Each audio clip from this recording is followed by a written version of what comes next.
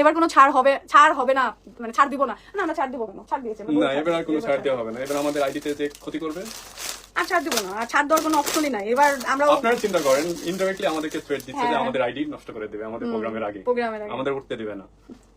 আচ্ছা, আরেকটা আমরা যেটা এবার আর কোনো ছাড় দিবে না ফারহানা বিথিকে স্মৃতি। অনেক ধৈর্য ধরেছে, অনেক কথা শুনেছে মানুষের কাছ থেকে, এবার তো রীতিমতো ঠেট পর্যন্ত দিয়ে দিয়েছে ফারহানা বিথি নাকি স্মৃতিকে। এমনটাই কথা বললেন লাইভে এসে ফারহানা বিথিকে উদ্দেশ্য করে স্মৃতি। বেশ কিছুদিন ধরে তাদের মধ্যে ঝামেলা চলছে। শাওন চলে যাওয়ার পর থেকে তাদের মাঝে একটা দূরত্ব সৃষ্টি হয়েছে। এক সময় তাদের দুই বান্ধবীর জুটি অনেক ভালো ছিল, সবাই অনেক বেশি পছন্দ করত। আর এখন এরকম পরিস্থিতি এসেছে, একজন আরেকজনের শত্রু হয়ে দাঁড়িয়েছে। এখন তো রীতিমতো ফারহানা বিথি নাকি স্মৃতিকে ঠেট দেওয়া শুরু করেছে। স্মৃতির বিয়ের প্রোগ্রামের আগে তাদের ফেসবুক আইডি তাদের নষ্ট করে দিবে, রাস্তার পথে দাঁড় করাবে, এমনটাই কিন্তু জানালেন স্মৃতি বললেন, আমাকে কতই না হ্যারেস করেছে, আমাকে নিয়ে কতই কথা বলেছে, আমার কত ক্ষতি করে গেছে, তারপরও মুখ খুলে নেয়। এবার আর চুপ থাকবো না, এবার আসল চেহারা প্রমাণ সহ সবার সামনে দেখিয়ে দেব। সবার সামনে ভালো সাজার নাটক করে, অথচ সে নিজেও জানে না তাকে যে কত পরিমাণে হিংসা করে বা ঘৃণা করে মানুষ। সে যদি এটা জানতো তাহলে এরকম কাজ আমার সাথে করতো না।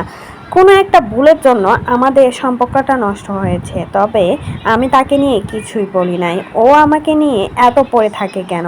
এখন তো আমাকে থ্রেট দেওয়া শুরু করেছে, আমার ফেসবুক আইডি নাকি উড়িয়ে দিবে। অনেকবারই আমার ক্ষতি করেছে, তারপরও আমি চুপ থেকেছি। আসলে ফারহানা বিথি কি এমনই সবার সাথে ভালো ব্যবহার করে, দিন শেষে তাদের সাথেই নাকি বিশ্বাসঘাতকতা করে।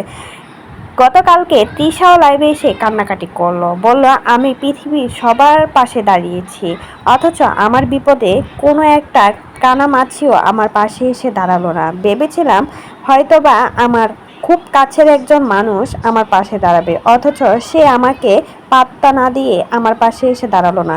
তার প্রত্যেকটা বিপদে আমি পাশে ছিলাম, অথচ সে আমার কোনো বিপদে কাজে লাগলো না। ভেবেছিলাম এরকমটা অনলাইনে এসে বলবো না, কিন্তু বলতে বাধ্য হলাম। আসলে ফারহানা বিথি সবার সাথেই কি এমনটা করে? আদৌ কি ফারহানা বিথি এমনই কাজ করে, নাকি আসলেই তারা মিথ্যা বলে? সবাই কি ফারহানা বিথির নামেই মিথ্যা বলে? তাহলে কি সবাই মিথ্যাবাদী?